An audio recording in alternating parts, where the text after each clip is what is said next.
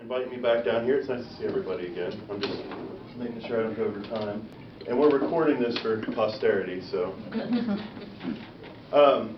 So what I'm going to do today is attempt to explain a little bit about who I am and how I got from a dairy farm in Limestone, West Virginia to running a restaurant in Wheeling. And what we're going to see are some running themes through my life, such as if you can do it, so can I. If you're going to be dumb, you got to be tough. If I can do it, so can you. And what does it take to receive a happy death? These are some themes I've found in my life. Now, I was born premature, a month premature, about 2 blocks from where I currently live with my wife. And I was life flighted to Morgantown and spent a month in an incubator. And I grew up with lung problems, asthma, a lot of allergies. And what that led to was a lot of less action and more introspection. And that, coupled with TV shows like Mr. Rogers and Sesame Street and the Muppets, and the fact that we did live on a dairy farm surrounded by a bunch of hollers to play in, I had a very vibrant internal life from a very young age. Imagination was something that was always really important to me. And I'd spend a lot of my time just crawling through the woods and seeing what I could find and playing with my BB gun and crawling in trees, doing things that a farm boy's supposed to do. But I didn't have, I feel like, some of the social outlets that a lot of kids these days have, and I think that led to my being more of an introvert in a lot of ways.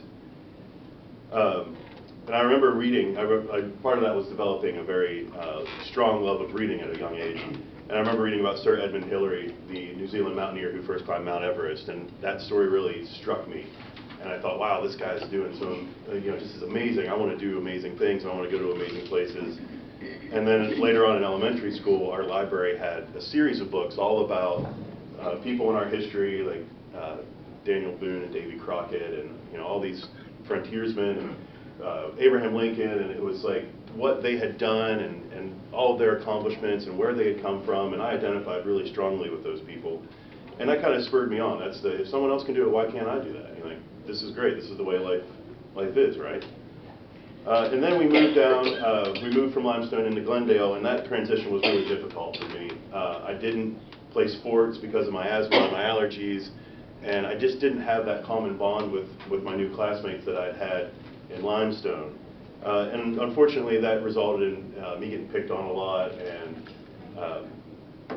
that really confused me.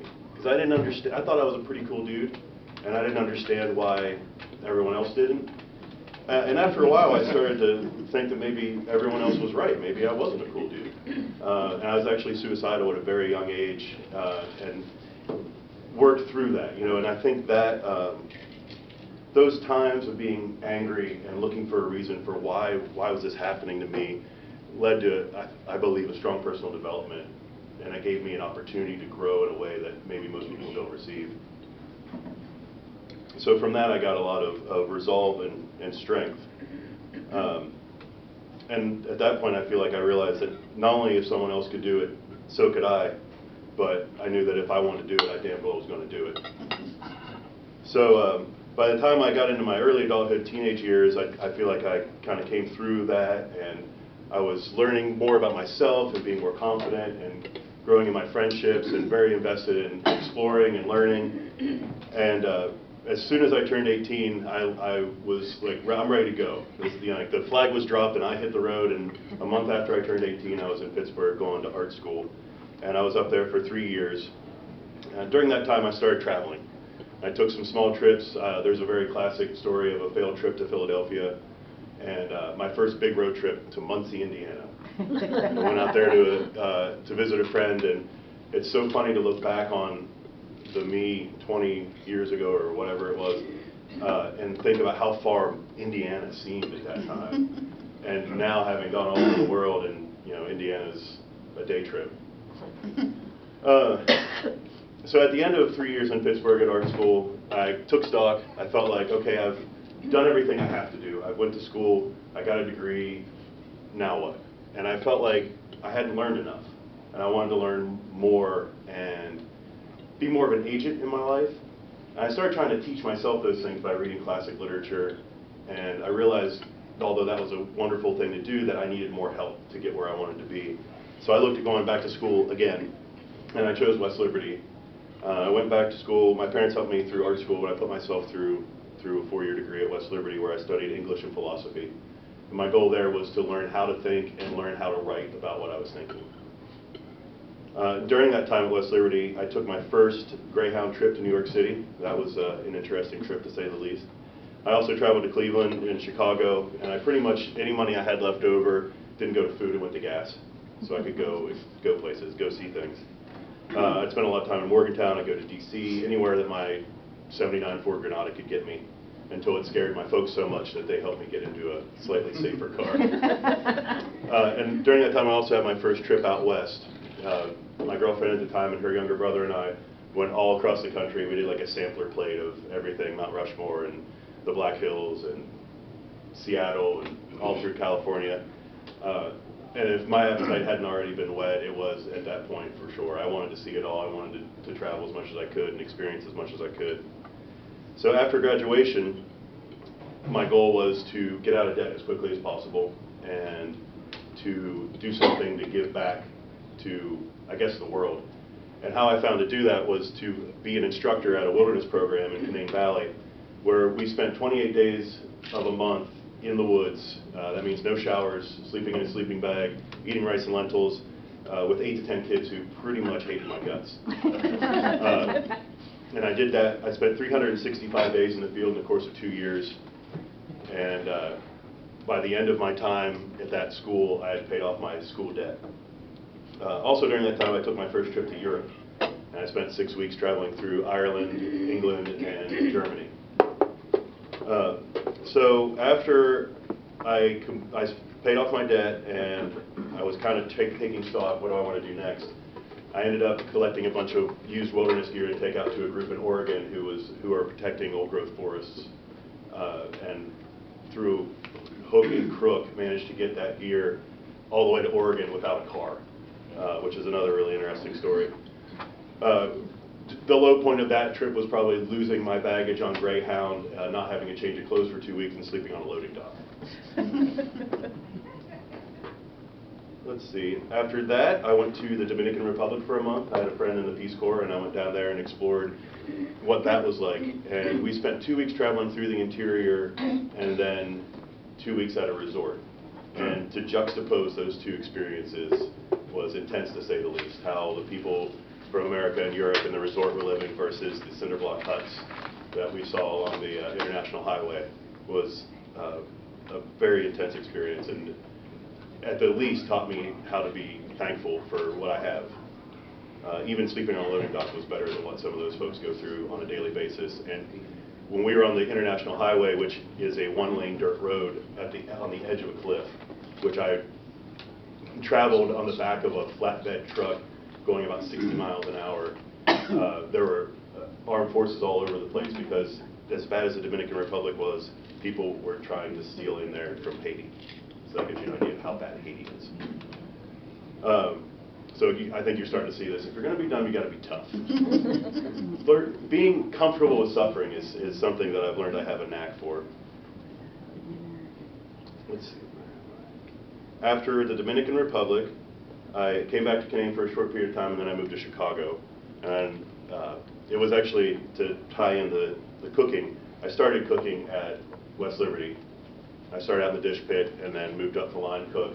And I had a couple of really great, I had a head chef and a sous chef that were wonderful and took me under their wing and taught me everything that they could about cooking. And I found that to be a skill similar to carpentry that I could take with me anywhere I went and find a job. So after I got back from the Dominican Republic, I was pretty much completely broke, and I don't believe I had a car at that point either. So I ended up just cooking in Canaan Valley, looking for what was next, and I ended up moving to Chicago. Got a job there cooking in a coffee shop, where I walked in, gave my resume. The next day I came back and I said, "What's the deal? I gave you my resume yesterday. I want to train tomorrow because I need to work the weekend." And they hired me, and somehow, even though I was only going to be there for a month, I worked there for that time, and then went to Utah for a summer to work on an off-the-grid homestead in the middle of the desert. And after that, I went back to Chicago, picked up the job where I'd left off, and lived in Chicago for a couple years. And then I moved back to Wheeling. During that time, I moved back to Wheeling, and I worked as a granite marble installer for 6 months so I could save up the money to go to Japan for a month. I went to Japan and traveled around on my own for a month exploring Tokyo, Kyoto.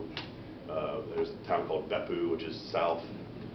And during that time I climbed Mount Fuji, which is, my guidebook said that everyone climbs it, and he made it sound kind of like it wasn't a big deal, but I'd just like to say that it is still a mountain.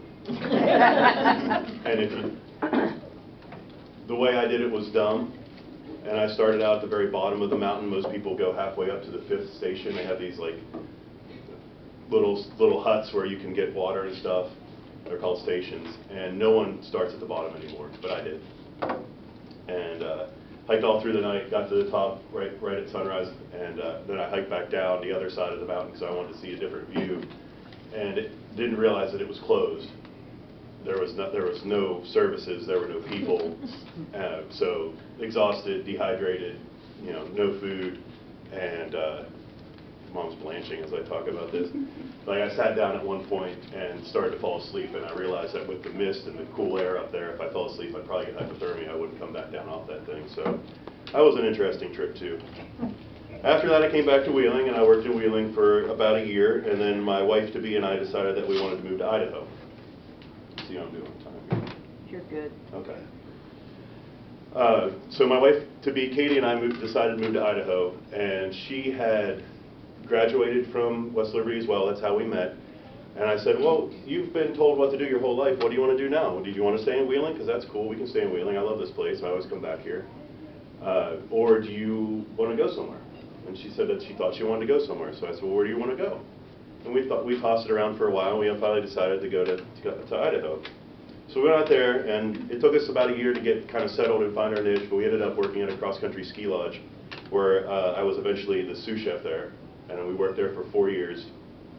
And during that time, I really perfected a lot of my culinary skills, and it was a fabulous time for us to get on our feet and I think really codify what we want to do with our lives and find out what was important to us. And one of the perks of that was that we had 2 months off in the spring and 2 months off in the fall. And during that time, we could travel and do whatever we wanted. So we got to explore all over the West and see all kinds of amazing things. We'd sleep in the car or tent camp, whatever it took to go see stuff. And it was really neat to share that with someone that I cared for so much. So most of my traveling has been alone. So that was a really neat twist. I'm way into traveling with Katie. But I have to say that the whole time my thoughts kept coming back to these hills, and I like to say that my heart is in the shape of these hills. So that was always on our mind, and we found that we were spending a lot of our free time to come home. A lot of our energy was spent to come back home, to see our friends and family, and to be here again. So I kind of hit a glass ceiling at the lodge. We had about 12 people there, and after being sous chef, there wasn't really anywhere for me to go. And I guess I'm like a shark. If I'm not swimming, I can't breathe. And I got antsy and kind of felt that wanderlust, and I started thinking about, well, what can I do that I would really enjoy? I had like I think people and I were calling it a come to Jesus moment. And I was like, all right, I'm pretty much going to have to work for the rest of my life. And then the other me said, oh, okay. What can I do that won't feel like work? The happiest people that I know are ones who love what they do. And I thought, well, I like to take pictures, I like to write, I like to travel, and I love to cook. And I put all that together and I came up with the Vagabond Chef, which was a culinary travel blog, and that gave me the excuse to ride my motorcycle, which I'd wanted my whole life and I finally had, all over the country and explore different kitchens and meet new people and talk to them about what they're doing, why they're doing it, how they're doing it. So I did that. I started that about a year and a half ago. And I put 13,000 miles on that brand new BMW motorcycle that's sitting outside right now. And I visited over 60 different restaurants and culinary communities all across the country. And it was amazing. During that time, Idaho caught fire about August of last year, and I had ridden my bike from Idaho back to West Virginia when that was happening. So I had to leave my bike here, fly back to Idaho, help Katie evacuate the cabin that we lived in. We moved into an RV, and then we traveled down the California coast and ended up in Tucson, Arizona, where she had some family. And then I flew back, got my bike, and finished the trip. What we didn't expect at that point was that we would very shortly be turning around, putting the bike on a trailer, and moving home to Wheeling. So those experiences, I didn't know what I was going to do with them. Most of my life, I haven't really had a plan. I've had an idea, and I figure it'll all work out in the end.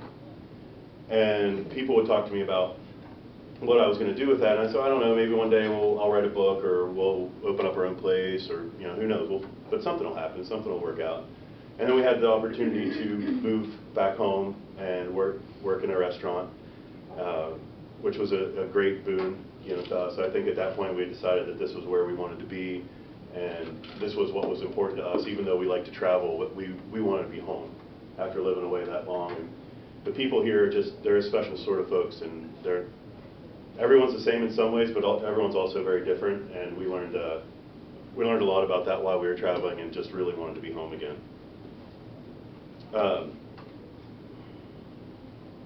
So I ran the kitchen at a local restaurant for a couple months, and during that time I had a lot of interest in what I had to bring to the table, pun intended, and started doing my own catering. And I felt like very quickly I realized I'm going to be able to pursue my dreams a lot more on my own, and I left my position as the head chef and started opening up a catering business. And I was averaging about 2 catering jobs a week, loading up all the gear and food in the truck, going to a rented kitchen, making it, cleaning up, loading everything back into the truck, going back home, and then unloading again. It made for some very long days, and after a couple months I started really looking for a kitchen that we could do everything out of on our own. And that led to us finding the space in the McLure that we're now renting, and they wanted a restaurant. I just needed a kitchen, and we thought, okay, well fine, we'll open a restaurant. So here we are a month later, and we've opened a restaurant. And one of the things that I was, I guess, honestly surprised to find out when we got back was that there are a lot of people who are very invested in Wheeling and this area, and returning it to some of its former glory, and recovering from the loss of industry that we've experienced. And when I was traveling as the Vagabond Chef, I saw plenty of places that had done that. They'd managed to reinvent themselves, and they became economically viable in a way that didn't hurt their resources. It celebrated who they were and what they had to offer. And I thought, this is something that we can do here. And I wasn't the only one. There were a lot of folks involved in that, and I've been really fortunate to be a part of that. I think there are a lot of people now that are coming back home, that have gone out and they've done stuff somewhere else, and now they're returning home again because of the people, because of their families and what's important to them. And also, those of us who haven't left, also we have more access to, when I was a kid, if it wasn't on Eagle 107 or Kiss 95 or whatever, I didn't know it existed. But nowadays, people have access to tons and tons of music. They know what's out there for them. And I think knowing that, we want some of that too. And I think that's right. We should get whatever we can get. This is a wonderful life to experience, and there are tons of amazing things out there that we can have a slice of. So recreating that in Wheeling just makes sense. I think that we're reaching a critical mass of people who want these things and these improvements, and we're coming into a tipping point where we're going to see a new downtown Wheeling, a new Moundsville, a new resurgence of investment and pride for what we have. I mean, we should be very proud of our history and where we've come from as a people. Appalachia has had a very rough time, and you can't keep us down. So, just to talk a little bit about the Vagabond Kitchen, I always knew that I was going to do something, and this, I don't know how to say something, what that is, but this is that something. This feels right. Like, this is all fallen together in a really amazing way. And I think our business motto is that we're going to be good people, and we're going to do what's right. We're going to treat our employees like good people, and we're going to treat our community like good people. I believe that success is taking care of the people around you. So I think you have to, one of the things I learned doing the wilderness thing was that for search and rescue purposes, you have to take care of yourself first and foremost, and then you take care of the victim who's hurt. But if you can't take care of yourself, you can't take care of anyone else. And how I extrapolate that to what we're doing now is taking care of myself and my wife, and then taking care of our families, and taking care of our employees and our community. And as you form that foundation, it radiates out to more and more folks. So we're trying to bring some new things to the area too. We do a fresh, local, and handcrafted food that Some places have started to do something similar, but we're really trying to